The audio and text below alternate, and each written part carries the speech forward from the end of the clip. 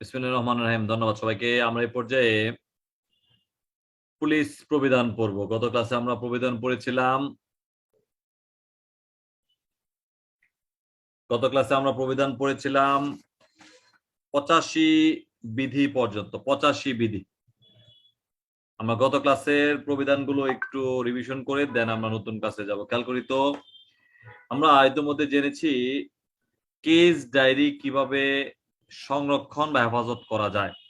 Case diary সংরক্ষণ বা হেফাজতের বিষয়ে আমরা দেখতে পাই বলা আছে 68 বিধিতে। কে কে দেখতে পারবেন সে বিষয়ে বলা আছে 68 বিধিতে, 68 ক। এছাড়া আমরা জেনেছিলাম এই প্রবিধানের বিষয়ে খেয়াল করি, দেখার বিষয়ে বলা আছে আপনারা কনফিউশন নেওয়ার কিছুই নাই, মেইন বইয়ে যা বলছে ততটুকু পড়বেন। যে ক্ষেত্রে আমরা পড়েছিলাম তদন্তকারী অফিসার দেখতে পারেন, ভারপ্রাপ্ত কর্মকর্তা দেখতে পারেন, ঊর্ধ্বতন কর্তৃপক্ষ দেখতে পারেন, কোর্ট অফিসার দেখতে পারেন, পুলিশ অফিসার তাকে দায়িত্ব দিয়েছেন তিনি দেখতে পারেন, অথবা পুলিশ অফিসারের যে কেরানি তিনিও দেখতে পারেন, যা আমরা 68 ক বিধি পর্যালোচনায় দেখতে পাই। দেন আমরা 69 বিধিতে পড়েছিলাম পুলিশ গেজেট অথবা ক্রিমিনাল ইন্টেলিজেন্স গেজেট আইজিপি মহোদয়ের অফিস থেকে সপ্তাহে একবার প্রকাশিত হয়। পুলিশ গেজেটের বিষয়বস্তুর বিষয়ে জেনেছি 70 বিধিতে। বিষয়বস্তু হচ্ছে মহামান্য রাষ্ট্রপতি কর্তৃক মহামান্য রাষ্ট্রপতির যে আদেশ, সে আদেশ সহ বিভাগীয় সকল প্রকার আদেশ এই বিধিতে, এই গেজেটে প্রকাশ করার বিষয়ে বলা আছে 70 বিধি অনুযায়ী। আর আমরা জেনেছিলাম ঊর্ধ্বতন কর্তৃপক্ষের annual confidential report SCR 31 March এর পরে পূর্ববর্তী 3 মাস পর্যন্ত যিনি কর্মরত ছিলেন, তিনি এসিআর দাখিল করবেন। ঊর্ধ্বতন কর্তৃপক্ষের এসিআর এর বিষয়ে বলা আছে 75 বিধি, অধস্তনের বিষয়ে বলা আছে 76 বিধি। আর আমরা জেনেছিলাম ইন্সপেক্টরগণের সুযোগ সুবিধা 84, সাব ইন্সপেক্টরগণের সুযোগ সুবিধা 85। দেন আমরা দেখব 86 বিধি। আমরা ইতিমধ্যে জেনেছি যে উত্তম গণতৎপরতায় অংশগ্রহণের বিষয়ে। খেয়াল করি সবাই, সমাজের কল্যাণমূলক কাজে আপনি অংশগ্রহণ করতে পারবেন, তবে সরকারি কাজের ব্যাঘাত ঘটিয়ে নয়। মূল কথা হচ্ছে সকল প্রকার উন্নয়নমূলক কাজে অংশগ্রহণ করতে পারবেন, তবে সরকারি কাজের ব্যাঘাত ঘটিয়ে নয়, যা আমরা 86 1 বিধিতে দেখতে পাই। তবে উন্নয়নমূলক কর্মকাণ্ডে অংশগ্রহণের ক্ষেত্রে কোনো প্রকার পদ গ্রহণের বিষয়ে অবশ্যই আপনার সিনিয়র যে কর্তৃপক্ষ থাকবেন তার পূর্বানুমতি লাগবে। কত বিধি অনুযায়ী? 86 বিধি অনুযায়ী।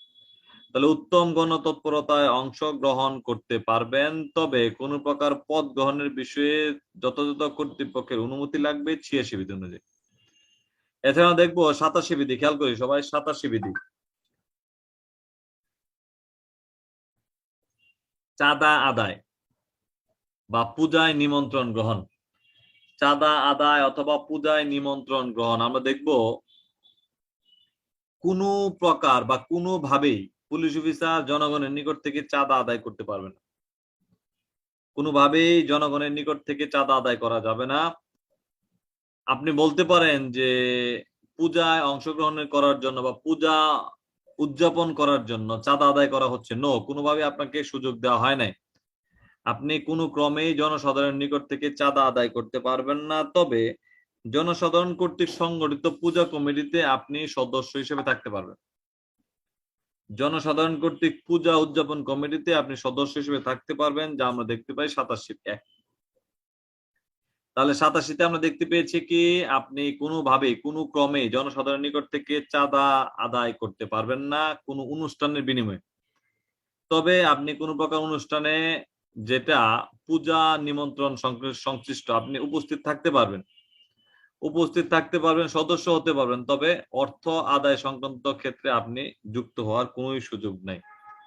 তাহলে স্ট্রেট কথা হচ্ছে কোনো প্রকার কোনোভাবে কোনো অনুষ্ঠান বলেন, আমন্ত্রণ বলেন, পূজা বলেন, কোনোভাবেই আমরা সেই পূজাতে অংশগ্রহণের জন্য জনগণের নিকট থেকে বা পূজা উদযাপনের জন্য জনগণের নিকট থেকে অর্থ করি বা চাঁদা হিসেবে গ্রহণ করতে পারবো না। কত বিধিতে বলা আছে? 87 বিধিতে। তাহলে আমরা 86 বিধি পেয়েছি, উত্তম গণতৎপরতায় অংশগ্রহণ করতে পারবো, পদ গ্রহণের বিষয়ে এসপি মহোদয়ের অনুমতি লাগবে, 86 বিধি। আর 87 বিধিতে জানলাম চাঁদা আদায় অথবা পূজায় অংশগ্রহণের বিষয়ে আপনাকে বলা হয়েছে আপনি অংশগ্রহণ করতে পারবেন, তবে সে পূজাকে কেন্দ্র করে জনসাধারণের নিকট থেকে কোনো প্রকার অর্থ চাঁদা হিসেবে গ্রহণ করতে পারবেন না 87 বিধি অনুযায়ী। দেন আমরা দেখবো 88 বিধি। খেয়াল করি, আমরা যদিও এখনো অস্ত্র আইন পড়ি নাই, অস্ত্র আইনটা আপনাদের সামনে ধরবো। অস্ত্র আইনে দেখবেন 1-এর খতে বলা আছে, 1-এর খ, সরকারি কর্মচারী সরকারি কর্তব্য পালনকালে আগ্নেয়াস্ত্র ব্যবহার করতে পারবেন, আগ্নেয়াস্ত্র বহন করতে পারবেন, আগ্নেয়াস্ত্র পরিবর্তন করতে পারবেন, তবে এই জন্য লাইসেন্স প্রয়োজন নাই। এই জন্য লাইসেন্স প্রয়োজন নাই। যা আমরা দেখতে পেয়েছি 88 ক বিধিতে বলা আছে, 88 ক বিধিতে বলা আছে। আপনারা একটু খেয়াল করবেন, পিছনে দেখেন 1012, একটু 88 ক বিধির পাশে একটু লিখে রাখেন 1012 ইন ব্র্যাকেটে গ, 1012 ইন ব্র্যাকেটে গ, অর্থাৎ 10-12 ইন ব্র্যাকেটে গ। বিধি প্রবিধান 10-12 অর্থাৎ 1012 প্রবিধানে বলা আছে আপনি সরকারি কর্তব্য পালনকালে অস্ত্র ব্যবহার করতে পারবেন, তবে এই অস্ত্র বহনের জন্য আপনি লাইসেন্স নেওয়ার প্রয়োজন নাই। তাহলে সরকারি চাকরিরত অবস্থায় লাইসেন্স 1012, নট 1011, খেয়াল করেন 1012। তাহলে সরকারি চাকরিতে যখন কর্মরত আছেন তখন আপনি অস্ত্র বহনের বিষয়ে লাইসেন্স লাগবে না, যা বলা আছে 88 ক। কিন্তু যদি আপনি অবসরে যান, অবসরে যাওয়ার পর কোন অনুষ্ঠানে লাইসেন্স বহনের প্রয়োজন হলো, সেক্ষেত্রে আপনি অবশ্যই লাইসেন্স নিয়ে যথাযথ কর্তৃপক্ষের নিকট থেকে লাইসেন্স নিয়ে অস্ত্র বহন করতে হবে। এক্ষেত্রে ফি দেওয়া লাগবে না, কিন্তু লাইসেন্স নিতেই হবে, যা 88 খ বিধিতে আমরা দেখতে পাই। তাহলে অস্ত্র বহনের বিষয়ে লাইসেন্স নেওয়া দরকার নাই কার? সরকারি কর্মচারীর, যদি তিনি সরকারি কর্তব্যে থাকেন, যা আমরা দেখতে পাই 88 ক।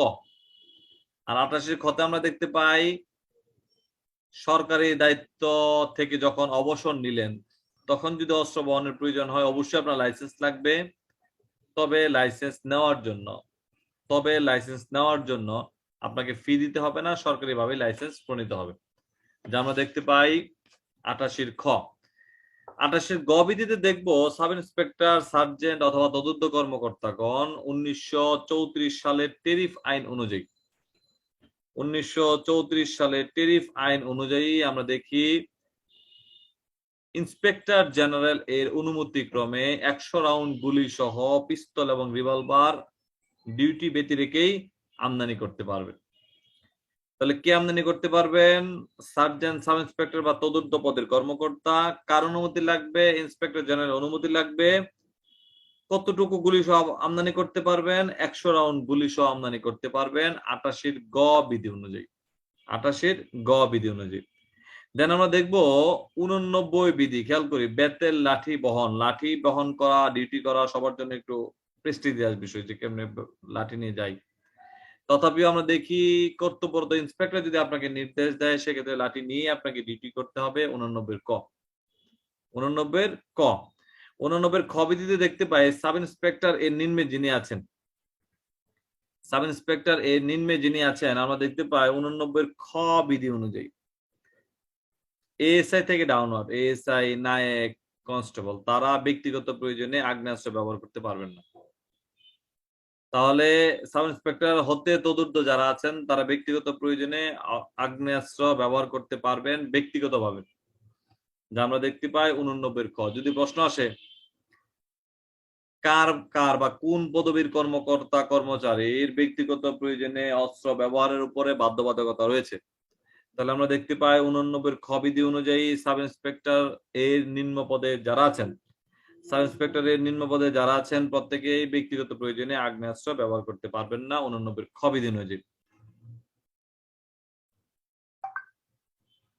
ব্যক্তিগত প্রয়োজন আর সরকারি প্রয়োজন পার্থক্য আছে। ব্যক্তিগত নিজ প্রয়োজনে আপনারা দেখবেন, ব্যক্তিগত প্রয়োজনে আপনি চাইলেই অনেক কিছু করতে পারেন না, তবে এক্ষেত্রে আপনাকে একটা সুযোগ দেওয়া হয়েছে। সাব ইন্সপেক্টরের ঊর্ধ্বতন যারা আছেন ব্যক্তিগত লাইসেন্স, ব্যক্তিগত আগ্নেয়াস্ত্র ব্যবহার করতে পারবেন, কিন্তু এর নিচে যারা আছেন তারা পারবেন না 89 খ বিধি অনুযায়ী। সর্বোপরি আমরা দেখবো 91 বিধি। খেয়াল করি 91 বিধি, সেতু, খেয়া, সড়ক। আপনারা কোথাও গেলে দেখা যায় যে মাঝে মধ্যেই ব্রিজে টুল দেওয়া লাগে, সে টুলের বিষয়ে একটা বাধ্যবাধকতা রয়েছে। সরকারি কাজে গেলে শুল্ক দেওয়া লাগবে না 91 বিধি অনুযায়ী।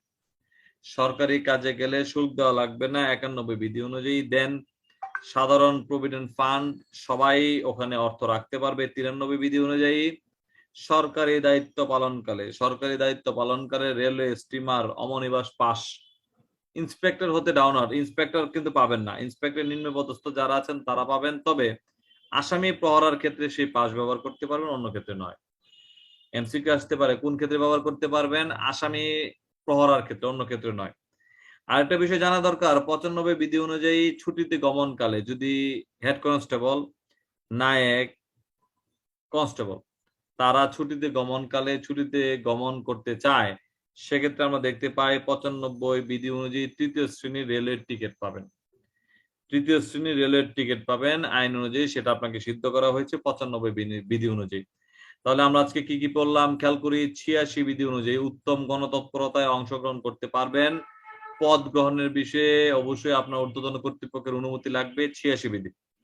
87 বিধিতে জেনেছি পূজায় নিমন্ত্রণ গ্রহণ করতে পারবেন, তবে পূজা অংশগ্রহণ করার জন্য, পূজা পরিচালনার জন্য জনসাধারণের নিকট থেকে কোনোভাবে অর্থ গ্রহণ করতে পারবেন না, চাঁদা আদায় করতে পারবেন না 87 বিধি অনুযায়ী। 88 কতে আমরা জেনেছি আগ্নেয়াস্ত্র সরকারি দায়িত্ব পালনকালে, আগ্নেয়াস্ত্র সরকারি দায়িত্ব পালনকালে আপনি বহন করতে পারবেন, কোনো প্রকার অস্ত্রের লাইসেন্স লাগবে না, যা আমরা অস্ত্র আইনের 1 খ দ্বারা জানতে পাই, প্রবিধান 1012 এর গ বিধিতে জানতে পাই। 88 খ বিধিতে জেনেছি অবসরে যদি চলে যান, কোনোভাবে সরকারি কোনো কাজে ইউনিফর্মের সাথে অস্ত্র বহন করতে হয়, সেক্ষেত্রে আপনাকে অস্ত্রের লাইসেন্স নিয়েই অস্ত্র বহন করতে হবে 88 খ। আর 88 গতে আমরা জেনেছি ট্যারিফ আইন অনুযায়ী 1934 সালের ট্যারিফ আইন অনুযায়ী সাব ইন্সপেক্টর, সার্জেন্ট অথবা তদন্ত কর্মকর্তা ব্যক্তিগত প্রয়োজনে ডিউটি ব্যতি রেখে ইন্সপেক্টর জেনারেল অনুমতি ক্রমে 100 রাউন্ড গুলি সহ পিস্তল, রিভলভার আমদানি করতে পারবেন 88 গ। সর্বোপরি আমরা জেনেছি যে বেতের লাঠি ব্যবহার করা বিষয়ে বাধ্যবাধকতা, ইন্সপেক্টর হতে তদন্ত কর্মকর্তাগণ নির্দেশ দিলে বেতের লাঠি ব্যবহার করতে পারবেন 89 ক। সাব ইন্সপেক্টর এর নিম্নে যারা আছেন তারা ব্যক্তিগত প্রয়োজনে আগ্নেয়াস্ত্র ব্যবহার করতে পারবেন না 89 খ। সেতু, খেয়া, সড়ক, যে ক্ষেত্রে আপনি সরকারি কর্তব্য পালনকালে, যাওয়াকালে, প্রত্যয়নকালে আপনি শুল্ক দেওয়ার প্রয়োজন নাই 91 বিধি অনুযায়ী। সাধারণ প্রভিডেন্ট ফান্ডের বিষয়ে বলা আছে 93। পাশাপাশি সরকারি দায়িত্ব পালনকালে রেলওয়ে, স্টিমারের পাস পাবেন, তবে আসামি প্রহরার ক্ষেত্রে সে পাস ব্যবহৃত হবে 94 বিধি। সর্বোপরি আমরা 95 বিধিতে জানতে পেরেছি ছুটিতে গমনকালে হেড কনস্টেবল, নায়েক এবং কনস্টেবল তারা রেলওয়ের তৃতীয় শ্রেণীর টিকিট প্রাপ্তি হবেন বিনামূল্যে, যা আমরা দেখতে পাই 95 বিধি অনুযায়ী। ধন্যবাদ সবাইকে। আমরা এখন প্রশ্নোত্তর পর্বে যাবো। আসসালামু আলাইকুম।